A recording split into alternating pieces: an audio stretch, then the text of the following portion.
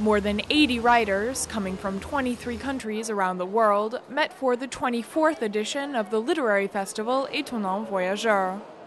The event, which means astonishing travelers in French, recently took place in Brazzaville, the Congolese capital.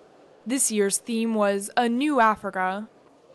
The festival aims to encourage young people to read more and to promote a strong literary culture on the continent.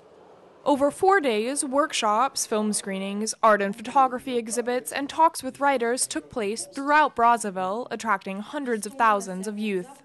Visitors were able to meet some of Africa's most famous writers.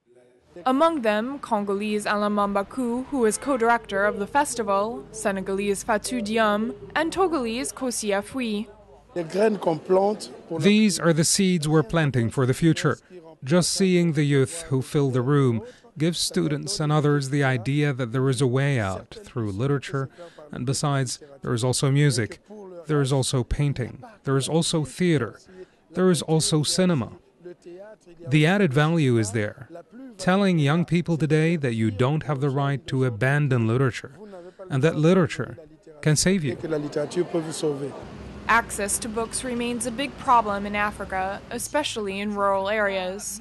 Books aren't easily available, and when they are, they're often prohibitively expensive. These are seeds we're planting for the future. Just seeing the youth who fill the rooms gives students and others the idea that there is a way out through literature. And besides, there's also music, painting, theatre and cinema. The added value is there, telling young people today that you don't have the right to abandon literature and that literature can save you. The festival not only offers a platform for authors to show their writing, it also highlights the importance for Africans to tell their own stories and have a unique voice on the international literary scene. In the modern world, exchanges are still very important. If America knows what's happening in Africa through our literature, meaning what we ourselves have written, we Africans, we Congolese, that's something, because it's our point of view. It's much more interesting than if Americans discover Africa through books by other people, Europeans who write about us. That's why this is important.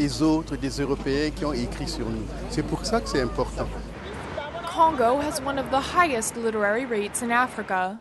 According to figures from UNESCO, 70% of youth were literate in 2003.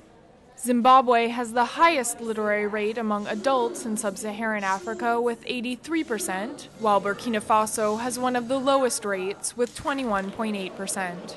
Despite such figures, Africa's literary scene is pulsating.